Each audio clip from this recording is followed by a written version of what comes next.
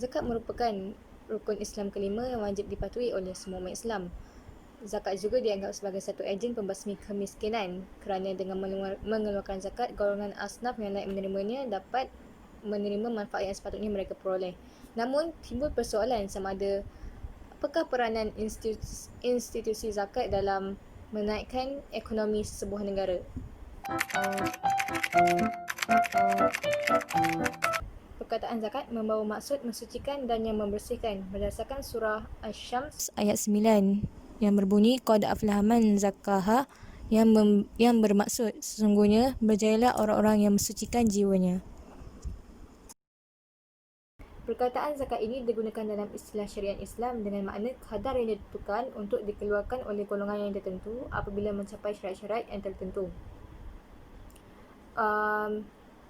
Tujuan pengeluaran zakat adalah untuk membersihkan harta yang diperoleh daripada sebarang syubhah dan juga untuk mengeluarkan hak-hak orang yang sepatut memilikinya seperti golongan fakir miskin.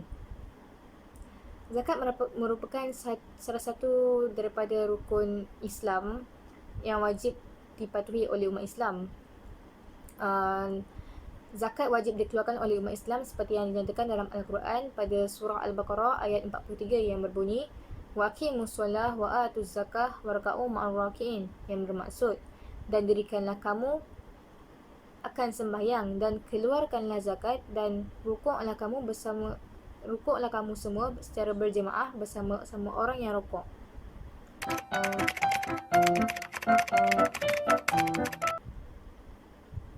Zakat mempunyai banyak faedah dan memberikan banyak kebaikan kepada si pengeluar dan si penerimanya.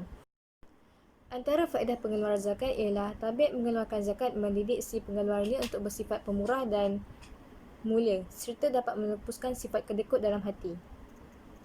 Berzakat juga dapat menguatkan ikatan persaudaraan antara Muslim. Malah, zakat juga dapat membantu untuk memenuhi keperluan hidup individu lain dalam masyarakat. Zakat juga mampu menghapuskan faktor kemiskinan dan pengangguran kerana apabila golongan miskin mendapat bantuan zakat, mereka dapat memulakan kerja mengikut kesesuaian dan kepakarannya. Namun begitu, siapakah golongan penerima zakat? Terdapat 8 golongan asnaf yang layak menerima zakat, iaitu fakir, miskin, ar-riqab, gharim, mu'allaf, fi sabilillah, ibnu sabil dan amil zakat.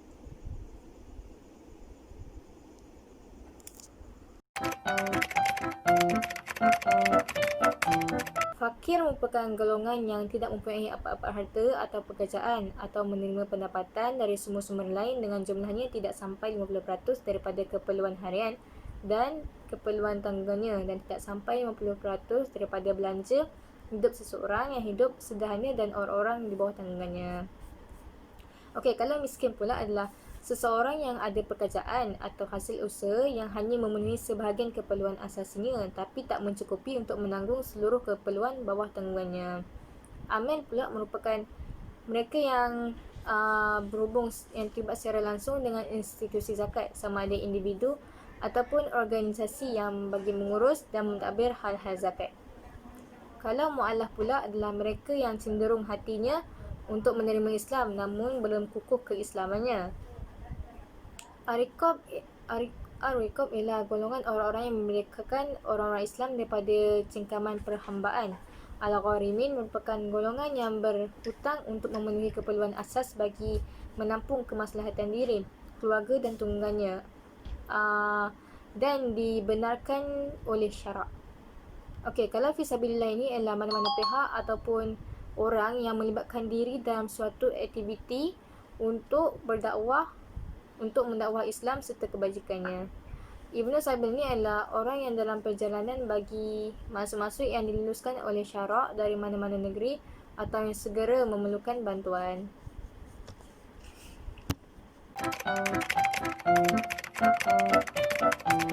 Objektif utama lembaga zakat adalah yang pertama untuk mengurangkan kadar kemiskinan, yang kedua untuk mengeluarkan masyarakat dari belenggu kemiskinan dan yang ketiga bagi mendidik masyarakat untuk berdikari. Saya akan menerangkan tentang peranan lembaga zakat terutamanya dalam membangunkan ekonomi serta keberkesanannya. Pada kali ini saya mengambil contoh lembaga zakat Selangor. Lembaga Zakat Selangor telah melaksanakan pelbagai program yang merangkumi program pembangunan sosial, program pembangunan insan, program pembangunan ekonomi dan program pembangunan pendidikan. Pihak Lembaga Zakat Selangor telah memperkenalkan program pembangunan ekonomi yang bertujuan bagi membantu asnaf fakir miskin yang berpotensi dalam bidang keusahawanan untuk membangunkan ekonomi keluarga mereka dengan mewujudkan peluang pekerjaan dan mewujudkan peluang perniagaan. Pihak Lembaga Zakat Selangor akan mengenal pasti asnaf fakir dan miskin yang berpotensi untuk menjadi usahawan dan potensi mereka akan digilap. Bantuan diberikan berbentuk suntikan modal, meningkatkan ilmu keusahawanan, pengurusan kewangan, pemasaran, kualiti produk dan jenama bimbingan dan pemantauan berterusan. Juga turut diberikan oleh Lembaga Zakat Selangor. Pada tahun 2011, seramai 1,300 orang telah berjaya menjadi usahawan. Di samping itu, asnaf fakir miskin yang mempunyai kemahiran juga boleh memohon bantuan ini untuk mereka menjadi usahawan. Sehingga kini Lembaga Zakat Selangor telah berjaya memberi peluang pekerjaan kepada para asnaf melalui projek, iaitu yang pertama, projek usahawan kelompok. Usahawan kelompok ini ialah satu usaha yang dihimpunkan untuk membuat satu perniagaan yang sama. Contohnya usahawan bergerak, usahawan pasar raya asnaf dan usahawan bazar Ramadan. Kedua adalah projek berkelompok. Bagi projek berkelompok pula ialah satu projek berkelompok yang melibatkan asnaf fakir miskin yang berkemahiran dan mereka diberikan gaji berdasarkan kerja yang berjaya mereka hasilkan. Contohnya, bengkel jahitan yang dinamakan di Asnaf Anggun dan bengkel kraft yang dinamakan di Asnaf Kraft. Ramai juga di kalangan asnaf fakir dan miskin yang menjadi usahawan seperti usahawan dobi dan sabun, catering, pertanian, peternakan, perikanan, jahitan, pakaian, tadika dan taska dan lain-lain. Dalam membangunkan usahawan, Lembaga Zakat Selangor memberikan peluang bagi menjalani berbagai latihan dalam usaha memudayakan usahawan, antaranya kursus perintis usahawan dan kursus pemasaran. Selain itu, Lembaga Zakat Selangor turut mengadakan kerjasama dengan agensi-agensi luar seperti College Inspens dan Institut Latihan Islam Malaysia yang diringkaskan sebagai ILIM dalam memperbanyakkan lagi ilmu usahawan bagi asnaf. Setiap tahun, Lembaga Zakat Selangor menyalurkan hampir 5 juta untuk tujuan ini. Kesimpulannya, pemberi dan penerima zakat masing-masing memperolehi kebaikan, iaitu pemberi memperolehi pahala di sisi Allah, manakala penerima dapat memanfaatkannya. Okey. Oleh itu, jelaslah bahawa lembaga zakat ini sangat berperanan dalam membangunkan ekonomi negara, iaitu dengan mengurangkan kadar kemiskinan dan juga mewujudkan lebih banyak peluang pekerjaan dan juga peluang perniagaan. Terdapat pihak-pihak yang mempersoalkan keberkesanan pelaksanaan sistem zakat ini.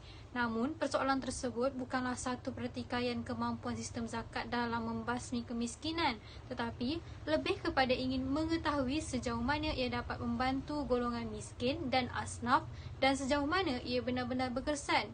Tidaklah sesuatu perbuatan itu diwajibkan oleh Allah Subhanahu Wa Taala jika ianya sia-sia. Sudah tentu ada hikmah kepada umatnya. Pihak Lembaga Zakat Selangor menerusi ruangan bicara zakat di dalam Keratan Akhbar Berita Harian menjawab isu keberkesanan agihan zakat di Malaysia.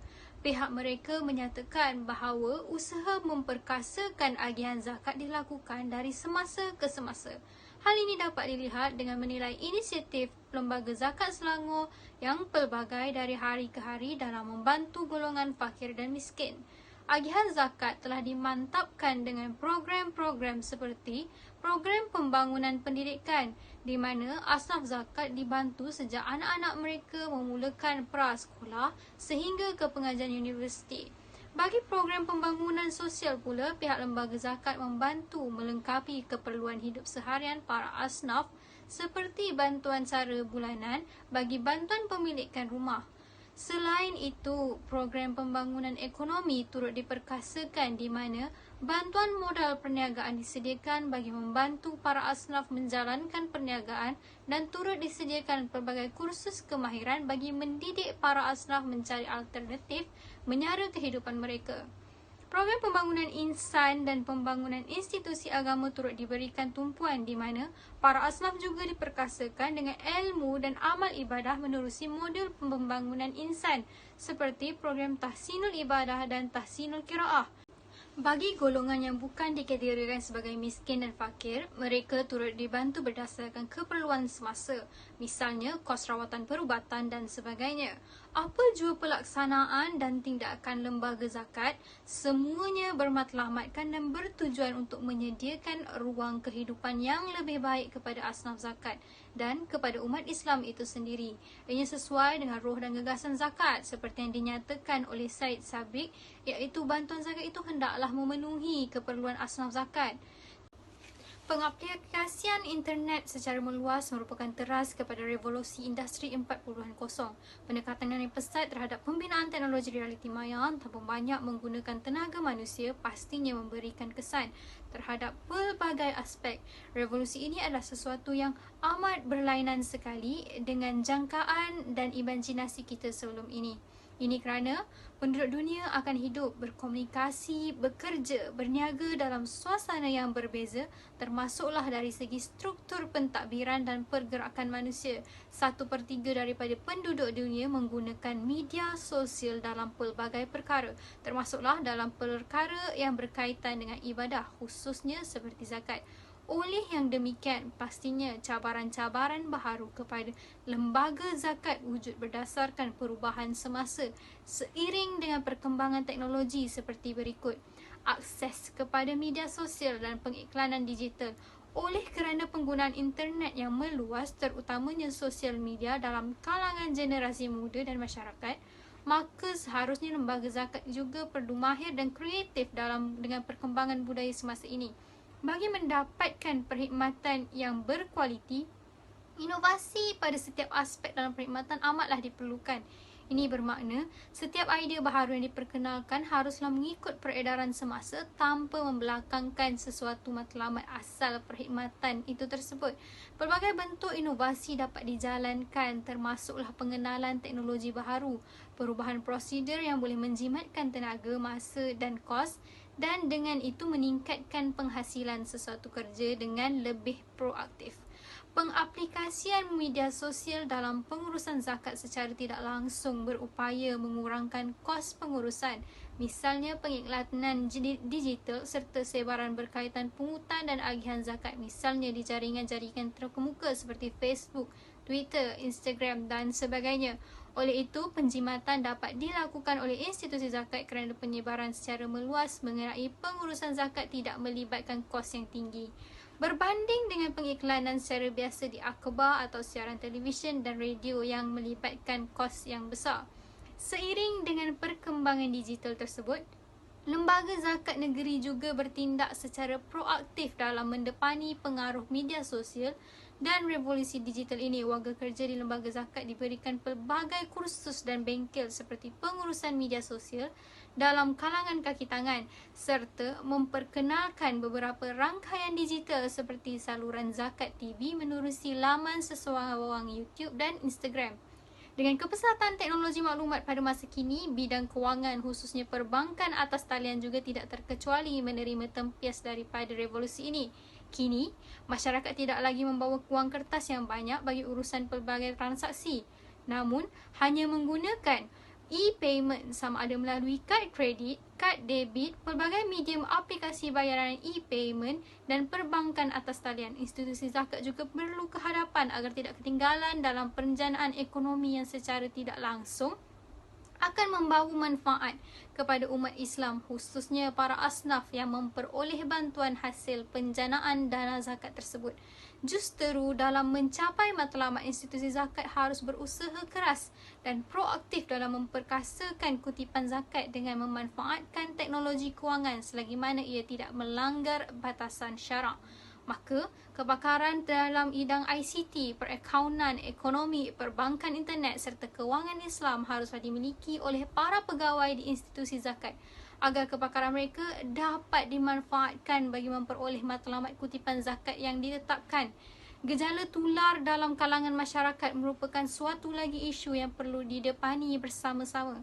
Walaupun teras kepada revolusi industri 4.0 iaitu pengaplikasian internet tanpa sempadan mendatangkan pelbagai kesan positif, namun tidak dinafikan bahawa terdapat juga kesan negatif yang harus diambil perhatian oleh institusi zakat seperti penularan berita tidak benar. Perkara ini telah mencalarkan reputasi institusi. Oleh sebab itu, lembaga zakat bertindak aktif dengan melakukan pelbagai program penerangan. Selain itu, dianjurkan juga pelbagai medium seperti kaunter bergerak dan pameran serta penganjuran forum indahnya berzakat di masjid dan surau terpilih di kawasan sekitar negeri. Antara matlamatnya adalah bagi memberikan penerangan yang jelas mengenai isu-isu semasa zakat dan menjawab persoalan semasa daripada masyarakat, khususnya tomahan dan isu-isu negatif yang sering tular di media sosial. Selain itu juga, masyarakat boleh merujuk sekiranya terdapat persoalan mengenai isu-isu semasa zakat di dalam talian khidmat pelanggan atau menerusi laman sesuang. Isu utama berkebanyakan negeri di Malaysia adalah berkaitan birokrasi menimbulkan masalah kepada asnaf yang ingin mendapatkan bantuan. Zakat masih lagi diperkatakan oleh segelintir masyarakat. Selain itu juga, isu penyelewengan dana zakat masih lagi membelenggu institusi zakat sehingga ia menjadi antara topik yang sinonim dalam kalangan kita hari ini.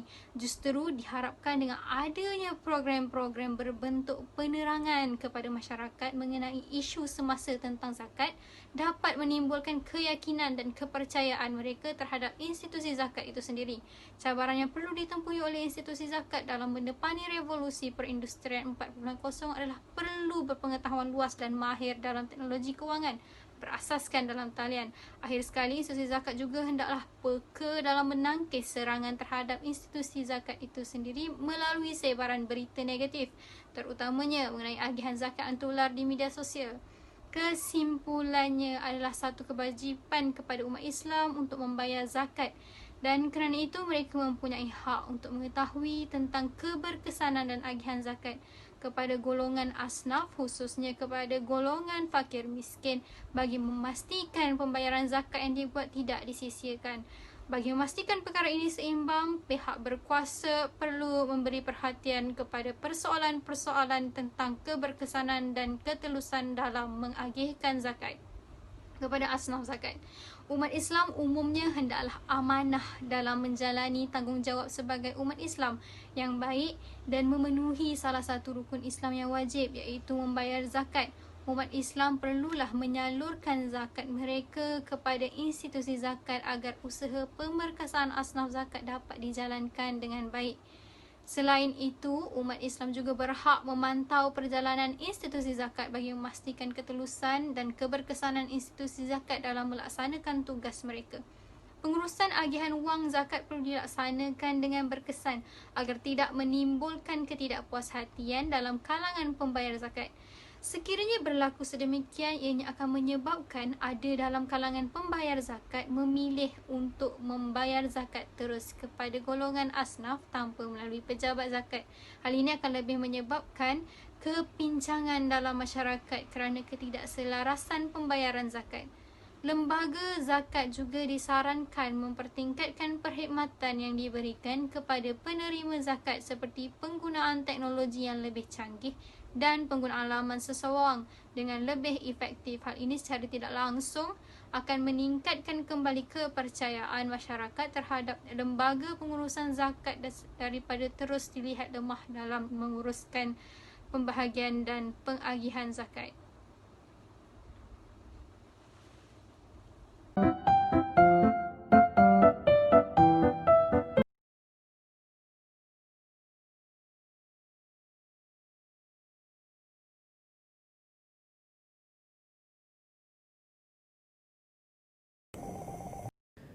Ia, kami sedia ke tempat anda.